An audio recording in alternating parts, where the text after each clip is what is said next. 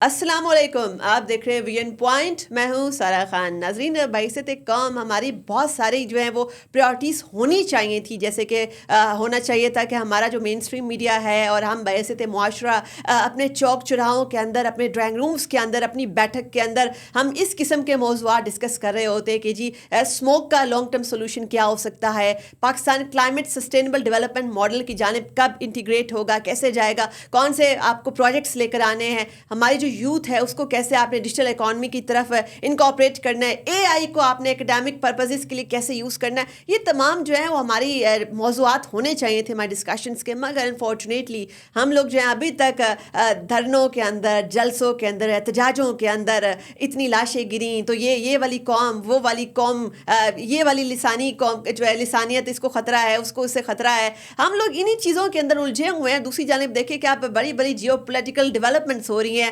Middle Eastern order completely shift ہو رہا ہے، ٹرانسفارم ہو رہا ہے، پاکستان کی کیا اسٹریٹجی ہونی چاہیے، تمام چیزیں جو ہے ہم ڈسکس نہیں کرتے. پتہ نہیں ہم نارمل قوم کب بنیں گے اور ہماری جو معاملات ہیں وہ نارملسی کی جانب کب جائیں گے، ہماری جو سیاسی ڈسکورس ہے وہ زیرو سم گیم سے نکل کر پازیٹیو ون ون سچویشن کی جانب کب جائے گا. اس بارے میں جانتے ہیں ذرا کہ ہمارے ساتھ چونکہ بڑی ایک جہاں دیدہ شخصیت موجود ہیں جن کا بڑا اس حوالے سے ان معاملات پر نظر ہوتی ہے اور ان کا تجزیہ اور ان کی خبریں زیادہ تر جو ہیں وہ کریکٹ ثابت ہوتی ہیں. ہمارے ساتھ موجود ہیں شاہد میتلا صاحب، سینئر صحافی اور تجزیہ نگار. میتلا صاحب، یہ ہم نارمل قوم کب بنیں گے؟ کب تک یہ جو ہم ہر وقت جلسے، دھرنے، جلوس، احتجاج، پتھراؤ، آنسو گیس، شیلنگ، کب تک ہمارا جو موضوع یہی بنا رہے گا؟ اچھا، بہت شکریہ. ویسے آج کل تو میں سوشل میڈیا پہ اسی کی کیمپین بھی ایک طرح سے کر رہا ہوں کہ we should be normal country, ہمیں نارملسی کی طرف جانا چاہیے. اور یہ واقعتاً بہت ہی انفارچونیٹ ہے کہ کسی کے مطالبات نہیں مانے جاتے، کسی کی بات نہیں مانی جاتی، وہ اسلام آباد کا رخ کرتا ہے. تو یہ تمام اسٹیک ہولڈرز کو سوچنا چاہیے. کوئی ایک آدھ فریق اس کا ذمہ دار نہیں ہے. پی ٹی آئی کو ہم کہیں کہ وہ اس پہ زیادہ ذمہ داری عائد ہوتی ہے، ایسا نہیں ہے. یہ تمام اسٹیک ہولڈرز پہ ذمہ داری عائد ہوتی ہے کہ آپ قانون کو اگر فالو نہیں کریں گے، آئین کو فالو نہیں کریں گے تو پھر اس طرح کے مسائل رہیں گے. آپ سارے ادارے اپنا اپنا کام کریں تو میرا خیال ہے یہ سچویشن نہیں پیدا ہو سکتی. جوڈیشل سسٹم میں ہمارا چونکہ کمپرومائز ہوا ہے اوور دی ٹائم، ہم دیکھ رہے ہیں مسلسل. ایک تو اس کی کیپیسٹی کے ایشوز تو پہلے سے ہی تھے، بٹ ادروائز بھی اس کی پولیٹیکل ایلیجنس تھی، پہلے کہیں اور تھی، پھر بعد میں ہم نے دیکھا وہ پی ایم ایل این کی طرف ہو گئی، اس سے پہلے پی ٹی آئی کی طرف تھی.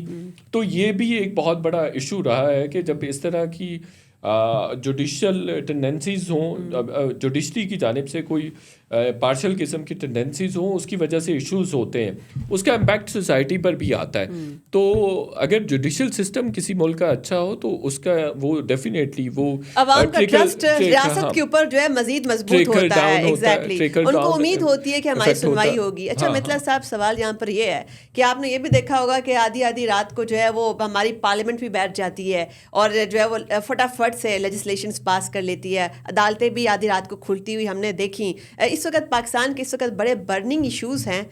کرم کا معاملہ آپ دیکھ لیں، اس کے اوپر عدالتیں نہیں کھلتی، پارلیمنٹ اس طریقے سے نہیں بیٹھتی ہے. حالانکہ ہم لوگوں کو دہشت گردی کے ایسے جو معاملات ہیں اس پر بڑی سنجیدگی سے بعثت قوم اور ہمارے جو رولنگ ایلیٹ ہے ان کو سوچ سمجھ کے بیٹھنا چاہیے تھا، کیونکہ ایک پہ در دوبارہ ایک دہشت گردی کی ایک لہر ہے. آپ نے دیکھا کہ بڑے یہ واقعات جب بھی ہوتے ہیں بڑی شدت کے ساتھ ہوتے ہیں. ہمارے جو جوان ہیں وہ اسی طریقے سے ان کی شہادتیں ہو رہی ہیں. تو یہ جو ریئل ایشوز ہیں، جو پریکٹیکل ایشوز ہیں، اور جو ایک عام آدمی کا مسئلہ ہے، امن و امان، جان مال کے تحفظ کا جو مسئلہ ہے، اس کے اوپر ہماری جو ہے پارلیمنٹ آدھی رات کو کیوں نہیں کھل سکتی؟ بہت اچھی بات ہے اور اس سے متعلق سب کو کنسرنڈ ہونا چاہیے. اور اسپیشلی جو کے پی کے کی گورنمنٹ ہے ان کو زیادہ کنسرن ہونا چاہیے، بیکاز ان کی ٹیریٹری میں ہے. ویسے تو سبھی کو ہونا چاہیے، اور ہم نے ماضی میں دیکھا پیپلز پارٹی کی خاص طور پر جب گورنمنٹ تھی تو تب کہیں پر بھی واقعہ ہوتا تھا اس طرح کے ایتھنک کانفلکٹس ہوتے تھے تو وہاں پہ پرائم منسٹر بھی چلے جایا کرتے تھے اور بہت ہائی لیول کی انگیجمنٹ ہوتی تھی. بٹ ہم نے ادھر دیکھا کہ 125 لوگ آلموسٹ جو ہیں وہ جاں بحق ہو گئے.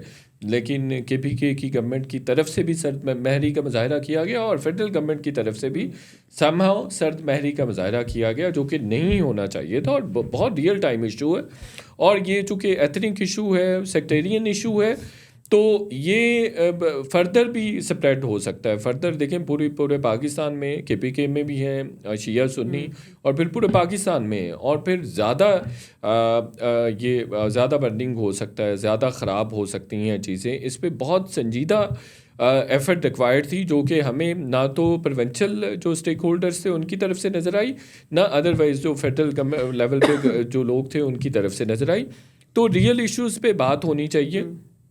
KPK کا چیلنج یہ ہے کہ PTI کا جو لیڈر ہے وہ جیل میں ہے, اور جب تک وہ جیل میں ہے, عمران خان صاحب جب تک ہیں جیل میں, تو تب تک وہ ان کی ساری جو کانسنٹریشن ہے, جو اٹینشن ہے, وہ ساری کی ساری ان کی ریلیز پہ ہوگی. یہ جو آپ نے بات کہی نا, یہیں سے سوال کرنا چاہیں گے, سوال یہیں سے میرے ذہن میں آیا ہے, وہ یہ ہے کہ اس وقت ہم نے دیکھا کہ ساری کی ساری جو ہمارا پولیٹیکل ڈسکورس بھی ہے, ہماری پوری کی پوری قوم کی جو ترجیحات ہیں, وہ صرف اور صرف ایک شخص کی رہائی, ایک شخص کے مفادات سے جڑی ہوئی ہیں. پوری کی پوری پولیٹیکل اسٹرگل جو ہے اسی حوالے سے ہو رہی ہے. یہ جو دھرنے ہوتے ہیں, جو احتجاج ہوتے ہیں, پروٹیسٹ ہوتے ہیں, اور ریاست کو چیلنج کرنے والی جو باتیں ہوتی ہیں, یہ بھی صرف ایک شخص کی رہائی کے ساتھ مطلوب ہیں. کبھی جو ہے وہ آپ امریکہ کے اندر بیٹھے ہوئے ہمارے جو اوورسیز پاکستانی ڈائسپورا ہے, وہ وہاں پر کانگریس کے ایوانوں کو ہلاتا ہے, کبھی UK پارلیمنٹ کو ہلایا جاتا ہے, کبھی جو ہے EU کو متحرک کیا جاتا ہے کہ جی ریاست پاکستان شاید بہت پیچھے رہ گئی ہے اور ہم شخصیت پرستی میں بہت آگے نکل گئے ہیں. کیا یہ بات ہے؟ نہیں, یہ بات دیکھیں, اس میں بھی کوئی شک نہیں ہے کہ یہ اسی طرح سے ہے کہ ایلیجنس لیڈر کے ساتھ ایسوسیشن, محبت کہہ لیں, ڈیڈیکیشن کہہ لیں, کمٹمنٹ کہہ لیں. ان کو لگتا ہے کہ عمران خان صاحب ان کے مسیحا ہیں, ملک کو ٹھیک کر سکتے ہیں, امید نظر آتی ہے ان کو. باقی جو ان کے کمپیٹیٹرز ہیں یا ادروائز کنٹمپریریز ہیں, اس میں اس طرح کا پوٹینشیل, اس طرح کی ہوپ ان کو نظر نہیں آتی لوگوں کو. میں بلکہ اس کو اس طرح سے بھی چینلائز کرنے کی کوشش کرتا ہوں سم ٹائمز کہ یہ جو لوگ عمران خان صاحب سے محبت کرتے ہیں, ملک سے محبت کرتے ہیں, بیکاز وہ ملک میں بہتری دیکھنا چاہتے ہیں. اور اگر عمران خان صاحب سے بہتر آپشن یا انہی جیسا بہتر آپشن اگر اس کو اسی لیول پہ پچ کیا جائے, اسی لیول پہ ان کو سیل کیا جائے, تو پھر یہ جو اس لیول کی میجورٹی ہے, اس لیول کی جو میجورٹی ہے یا اس لیول کی ہمیں جو کمٹمنٹ ہے, وہ کہیں اور بھی جاتی نظر آئے گی. اس کی ڈائریکشن کچھ اور بھی ہو سکتی ہے. ایک بات. دوسری بات یہ ہے کہ دیکھیں, ان کا لیڈر ہے, انہوں نے اسی پہ ایفرٹ پٹ کرنی ہے. ان کا سب سے بڑا چیلنج ہی یہ ہے, اس کے علاوہ ان کو کوئی چیلنج نظر نہیں آ رہا. میں بہرحال اس بات کے بہت زیادہ اگینسٹ ہوں کہ آپ کی جو ڈومیسٹک پالیٹکس ہے اس کو ملک سے باہر نہیں جانا چاہیے. اس کے اپنے چیلنجز ہیں, اس کی اپنی انٹریکیسیز ہیں, اس کے اپنی پروس اینڈ کونس ہیں. اس کو آپ کے ملک سے باہر نہیں جانا چاہیے. لیکن انفارچونیٹلی وہ گیا ہے. اچھا, اس میں ہم نے بھی, یہاں پر بھی ہم نے بھی بہت سارے, ہمارے سارے اداروں نے بھی بہت انلیش کیا, اپنے پوٹینشیل کو انلیش کیا, اپنی طاقت کو انلیش کیا. سوال یہ ہے کہ آپ نے یہ بھی دیکھا ہوگا کہ جس وقت حکومت نے اقتدار سنبھالا تو معاشی فرنٹ کے اوپر بڑے بڑے چیلنجز تھے, اور ایک طرف یہ بھی دعوے کیے جا رہے تھے کہ شاید پاکستان ڈیفالٹ کے بڑا قریب ہے. اب اکنامیکلی جو ہم کافی حد تک اسٹیبل فوٹنگ کے اوپر ہیں. ڈالر جو ہے 1.5 سال سے ایک اسٹیبل پوزیشن کے اوپر ہے, جس کا بڑا جو ہے انویسٹر جو ہے وہ کہتے ہیں اپریشیٹ کرتے ہیں. اگر حکومت جو ہے وہ پرفارم کر رہی ہے اور اس طریقے سے بیانیہ نہیں بنا پائی عوام کے اندر جو ہے اس طریقے سے, تو کیا ہم یہ کہیں کہ perception is more important than reality in this age? ہاں, آف کورس یہ بالکل ایسا ہی ہے. اور دیکھیں, ابھی تو آپ کو اپنے آپ کو کیسے سیل کرنا ہے, how to market yourself, that's the biggest challenge for any government in the world. It's not about Pakistan. یہ آپ پوری دنیا میں دیکھیں گے کہ آپ نے یو جسٹ سو کہ کس طرح سے ٹرمپ نے اپنے آپ کو بیچا. I mean there was a single guy who had been selling him like anything. I mean that was Elon Musk. I mean Elon Musk, the way he have sold Donald Trump, it was amazing. I mean وہ اس نے کہا جی America first, and they are like putting efforts on that thing as well. I mean they are very focused, very determined and very much single track, کہ بھائی انہوں نے کہا کہ ہمیں یہ کرنا ہے, اور وہ اسی ڈائریکشن میں تمام اسٹیپس لے رہے ہیں. یہاں آپ کو ہمیں نظر آتا ہے کہ فیڈرل گورنمنٹ کے لیول پہ امپیسونیس ہے, ان انٹرسٹڈنیس ہے, اتنے انٹرسٹڈ نہیں نظر آتے سسٹم میں. اچھا, اس میں پھر ایفرٹ اتنی زیادہ نہیں ہے. ہم نے دیکھا, میں آپ کو بہت انٹرسٹنگ بات بتاؤں کہ ہم نے الیکشن سے پہلے دیکھا کہ PMLN کی سارا ریلائنس, ساری ڈپینڈنس جو تھی وہ اسٹیبلشمنٹ پہ تھی, اور اس کے بعد بھی اسی پہ ہے. اچھا میں بڑی تنقید ہوئی کہ میاں صاحب جو وہ نکلے ہی نہیں کسی حلقے میں اور کہیں نہیں گئے. تو پھر وہ گورنمنٹ میں بھی وہ اسی طرح سے ہی ہے, ان کی لے مین والی اس طرح سے کمیونیکیشن اسٹریٹجی نہیں ہے ان کے پاس. آپ دیکھیں 1-2 لوگوں کے علاوہ بھی ایم ایل این کا کوئی منسٹر نہیں آتا ہے مین اسٹریم میڈیا پہ, اور نظر آ جاتے ہیں ریئرلی, ہاں وہ نظر آتے ہیں. ادروائز خواجہ کوئی دوسرا تیسرا رانا ثناءاللہ کبھی کبھار آپ دیکھیں کہ اور کوئی بندہ نہیں نظر آتا. تو وہ چیلنج ہے, وہ چیلنج ہے, یہ بھی ایم ایل این کا پرانا مسئلہ ہے. اچھا یہاں پر یہ آپ بتائیے کہ آپ دیکھیں کہ ان کے ڈسپوزل پر تمام ریسورسز ہیں, انفارمیشن منسٹری ہے, براڈ کاسٹنگ اور پی ٹی وی کو یوٹیلائز کر سکتے ہیں, بڑی ہیونگ فنڈنگ وغیرہ ہے. ہاں اس پہ بھی آتے ہیں. مطلع صاحب مجھے صرف یہ بتائیے کہ جب آپ کے پاس اتنے زیادہ ریسورسز ہوں اور ساتھ میں جو ان کا اپنا پی ایم ایل این کا سوشل میڈیا ونگ ہے, انہوں نے اس کے اوپر بھی بڑا انویسٹ کرنا شروع کر دیا ہے, یہ برانڈنگ میں پیچھے کیوں رہ جاتے ہیں؟ نہیں وہ میرا خیال ہے وہ اپنا جو ان کا سیل ہے وہ اس طرح سے تو نہیں, میرا خیال ہے ابھی بھی نہیں انویسٹ کر رہے, تھوڑا بہت انویسٹ کر رہے ہیں, میں اس کی ڈیٹیل میں نہیں جانا چاہوں گا. بہرحال ان کو کام کرنا چاہیے. یہ پی ایم ایل این پہ بہت عرصے سے تنقید ہوتی ہے, ہو رہی ہے. آپ دیکھیے کوئی بھی چیلنج آتا ہے نا, کوئی نہ کوئی مشکل آتی ہے, پولیٹیکل اینڈ پہ کچھ نہ کچھ ہو رہی ایکٹیویٹی ہوتی ہے اور ان کو لگتا ہے کہ ابھی ہم ذرا پاور سے دور ہو رہے ہیں, یا ابھی ہماری گورنمنٹ کا مسئلہ بن جائے گا, یا ہمیں فارغ کر دیا جائے گا, تو وہ پھر وہ بھاگ دوڑ شروع کر دیتے ہیں. جیسے آج کل نظر آ رہی ہے, بیانات میں سختی نظر آنا شروع ہو گئی ہے, بیانات میں سختی نظر آ رہا ہے. تو میں کہہ رہا ہوں کہ اسٹیبلشمنٹ سارا اونس اس پہ آ رہا ہے تمام ہر چیز کا. میں آپ کو خبر کی بنیاد پہ بتا دیتا ہوں کہ آپ دیکھیں کہ جو ڈالر کی بات کر رہے ہیں, ڈالر کا کریڈٹ جنرل فیصل نصیر کو جاتا ہے. کہ مجھے یاد ہے کہ کیئر ٹیکر پرائم منسٹر تھا انوار الحق کاکڑ, تو وہاں پہ یہ ڈبیٹ ہوئی, وہاں پہ ایک میٹنگ ہوئی پرائم منسٹر آفس میں. انہوں نے کہا جی اگر ہم کوئی قانون بناتے ہیں تو آئی ایم ایف کی طرف سے چیلنج آئے گا. تو جنرل فیصل نصیر تھے جنہوں نے کہا کہ بھائی ہمارے پاس لاز موجود ہیں, ہمارے پاس لاز موجود ہیں, ہم بس ان کو امپلیمنٹ کرتے ہیں. اور انہوں نے پھر منی ایکسچینجز کو انگیج کیا, اور آپ دیکھ لیں ڈالر وہیں پہ ہے. پھر اس کے بعد شوگر انڈسٹریلسٹ تھے, جو شوگر بیرنس تھے, ان کو انگیج کیا گیا, اور پھر ادروائز بزنس مین کو انگیج کیا گیا. آئی پی پیز کو نہیں, ایس آئی ایف سی تو ایک ڈفرینٹ چیز ہے. پھر اگین آئی پی پیز والوں کو انگیج کیا گیا. آپ دیکھیں ان کی پرائسز جو ہیں وہ 300%, 500% زیادہ وہ پروفٹس لے چکے ہیں. تو وہ سارے بڑے بڑے جو اتنے بڑے بڑے معاہدے تھے, اگریمنٹس تھے, یہ بہت بڑے بڑے جو ریلیفس ملے ہیں اوور دی 2 years, وہ اس میں اسٹیبلشمنٹ کا بڑا کردار رہا ہے. اور ساری نیگوسیشن انہوں نے کی ہیں, پتہ نہیں آپ اس بات کو جانے دیں گی یا نہیں. یہ جائے گی, یہ بات بالکل ضرور جائے گی. تو وہ سارے انہوں نے کیے ہیں, اور ان کی جو اکنامک ریچ آؤٹ ہے وہ بھی وہی کر رہے ہیں. ایون کہ ابھی بھی آپ نے دیکھا کہ انٹیریئر کے اندر بھی ان کا بندہ ہے, سب کو پتہ ہے, اور پھر وہ فائنانس منسٹری میں بھی ان کا ہی بندہ ہے, اور ہمیں اسکرین پہ بھی زیادہ یہی لوگ نظر آتے ہیں. گورنمنٹ ہمیں جو ہے نہیں نظر آتی. آپ کی بات بالکل درست ہے. تو یہاں پر جو ایک عام پاکستانی وہ یہ سوال کرتا ہے کہ ہمارا پولیٹیکل ڈسکورس جو ہے اور یہ جو سیاسی بیانیہ ہے, یہ کس وقت پرفارمنس ڈیلیوری اور گورننس کے اوپر شفٹ ہوگا, کہ جو ہے بیسک جو بیٹل ہو رہی ہوگی, جو سیاسی میدان کو گرم کرنے والی جو باتیں ہوں گی, وہ یہ نہیں ہوں گی کہ میں اس کو جیل میں پھینکوں گا اور اس کو جیل میں پھینکوں گا. وہ باتیں جو ہیں اس کے اوپر شفٹ کب ہوں گی؟ بہت زبردست بات کی جو آپ نے پہلے بات کی تھی اسی پہ, کہ نارمل ہونا چاہیے ہمارے ملک کو. یہ آئے روز ایسا نہیں ہونا چاہیے کہ بھائی مولانا فضل الرحمان اب کہہ رہے ہیں کہ ہم اسلام آباد آ رہے ہیں. اس سے پہلے پی ٹی آئی کسی دنیا کے کسی ملک میں ہوتا ہے کہ لانگ مارچز ہو رہے ہیں, مہینے میں 2 ہو رہے ہیں, 3 ہو رہے ہیں. فار گاڈ سیک یار, آپ you need to be normal. آپ کو I mean you have to showcase to the world کہ بھائی آپ ایک نارمل کنٹری ہیں. آپ کے یہاں پالیٹکس جو ہے وہ نارمل ہوتی ہے, it's a business as usual. But اس میں ہمارے تمام اسٹیک ہولڈرس کو کردار ادا کرنا پڑے گا. اس میں اداروں کو, جو ریاستی ادارے ہیں ان کو بھی اپنا کردار ادا کرنا پڑے گا. حکومت کو, پولیٹیکل جو فری کین ہیں ان کو بھی اپنا کردار ادا کرنا پڑے گا. اور سب کو چاہیے کہ اپنی پائی سے زیادہ کی خواہش مت کریں.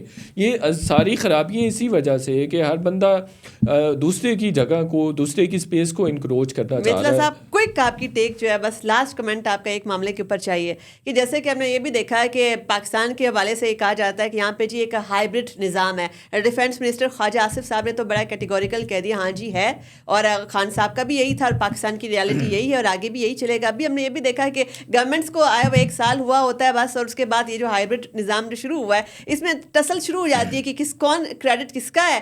کریڈٹ لینے کی ایک جنگ شروع ہو جاتی ہے, اور الزام اگر کسی چیز کا ہو تو الزام ڈالنے کی بھی ایک جنگ شروع ہو جاتی ہے کہ جی ہمارا امیج خراب نہ ہو جائے, ان کا تھا حکومت کا. یہ شہباز شریف, یہ ایشو ویسے اس گورنمنٹ میں نہیں ہے. شہباز شریف کا ایک کریڈٹ ہے کہ وہ کریڈٹ نہیں لیتے, وہ کریڈٹ نہیں لے رہے, وہ بلکہ سارا تمام کامیابیوں کا کریڈٹ آرمی چیف کو دیتے.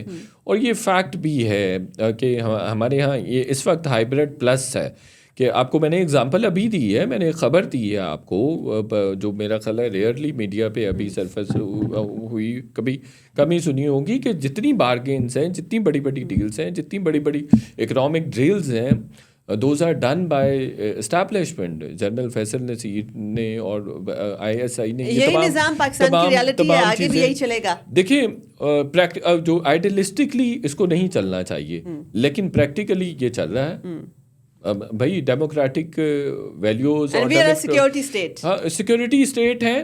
پھر جو پولیٹیکل پارٹیز نے جو ہیجمنی اپنی کریٹ کی ہوئی ہے, جو ڈائنیسٹک جو ٹینڈنسیز ہیں, اس کی وجہ سے بھی ہائبرڈ رجیم جو ہے وہ کہیں نہ کہیں سروائیو کر رہا ہے. دیکھیں ہر بندہ تو کمپرومائز ہے, ہر بندہ اپنے آپ سے اپنے گھر سے بیونڈ نہیں سوچتا. جب نہیں سوچتا تو ڈیفینیٹلی پھر آپ کو کمپرومائزز کرنے پڑتے ہیں. کمپرومائزز کریں گے تو آپ بہت ساری چیزیں جو ہیں وہ فارگیو کر دیں گے, گیو اپ کر دیں گے. تو یہ ایک بہت بڑے ایشوز ہیں. کل پرسوں میں ایک بک بھی دیکھ رہا تھا جس میں بتایا گیا تھا کہ ڈیموکریسیز فیل کیوں ہوتی ہے. اس میں سب سے اہم بات یہ ہے کہ جو پوری دنیا میں جو ہائبرڈ رجیم جو ہے وہ ایلیمینیٹ ہوئے ہیں, اس کی 2-3 میجر ریزنس تھی کہ آپ پارٹیز میں ڈیموکریٹک ویلیوز انٹروڈیوس کرواتے ہیں, انسٹیٹیوشنلائز کرتے ہیں اپنی پارٹیز کو, اور بہتر کرنے کی کوشش کرتے ہیں, ڈلیوری دیتے ہیں, پرفارمنس دیتے ہیں. تو اس کے بعد اور آپ کا جو نیشنل ڈسکورس ہے وہ بھی تبھی شفٹ ہوگا, جو ہر وقت کی ایک زیرو سم پولیٹیکل ٹسل چل رہی ہے. یہاں سے آپ کی اگر جب تک آپ کی اپنی پارٹی میں ڈیموکریسی نہیں ہوگی تو آپ تب تک جو ہے سروس ڈیلیوری کی جانب نہیں جائیں گے. شاید یہاں ایک کریڈٹ بہرحال عمران خان کو آپ کو دینا چاہیے کہ عمران خان ینگ لوگ لے کے آیا تھا. اس میں وہ فیملیز کی وہ نہیں تھی کہ جو لیگیسی پالیٹکس تھی وہ اس طرح سے ہمیں کم دیکھتے, الیکٹیبلز کے چکر میں پڑ گئے. بٹ میں ویسے کہہ رہا ہوں کہ آپ کو زرتاج گل بھی نظر آتی ہے, آپ کو فروخ حبیب بھی نظر آتا ہے, مراد سعید نظر آتا ہے, علی مین گنڈا پور وغیرہ سیاستداں اس لیول کے نہیں تھے, KP کے سارا نظر آتا ہے. اور ابھی بھی اس والے الیکشن میں 30 ایئر کی 40 ایئر کی لیڈرشپ سامنے آئی ہے. تو یہ باقی پارٹیز میں سارا نہیں ہے. زرداری صاحب نے, پیپلز پارٹی نے پورا مطلب ان کے 6 نسلوں سے ایک ہی گھر کے لوگ آ رہے ہیں, MP MNAs بن رہے ہیں, اور پورا ایلیٹ سسٹم وہاں پہ ایلیٹ کیپچر نظر آتا ہے. بیسٹ پریکٹس, بیسٹ ایگزامپل جو ہے وہ سندھ کی ہے elite capture, political elite capture کی.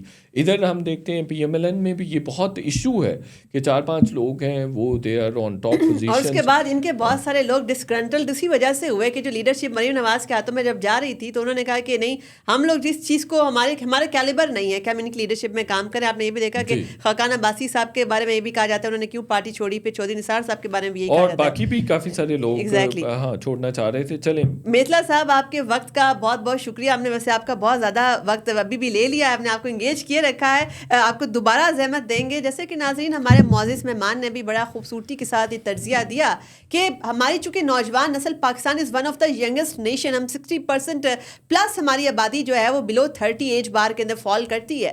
تو اس کے لیے جو ہماری جو یوتھ ہے وہ کس پولیٹیکل ڈسکورس کو یا کس پولیٹیکل پارٹی کے ساتھ اپنے آپ کو زیادہ ریلیونٹ گردانتی ہے, اس کے پیچھے بھی یہی بات آتی ہے کہ جب تک ان کو چانس نہیں ملے گا, جب تک پولیٹیکل ڈیسیژن میکنگ کے اندر وہ خود پارٹیسپیٹ نہیں کریں گے, جب تک جو ہے یوتھ اورینٹڈ پالیسیز نہیں بنیں گی, جب تک ان کو انگیج نہیں کیا جائے گا, وہ اپنے جیسے مانوس چہرے وہ نہیں دیکھیں گے سیاسی ڈسکورس کے اندر, تب تک جو ہے وہ ڈائناسٹک پالیٹکس جو ہے اور جو ایک خاندان سے دوسرے خاندان تک موروثی سیاست ہے, they are not buying that at all. اپنی میزبان سارا خان کو دیجیے اجازت. اللہ حافظ.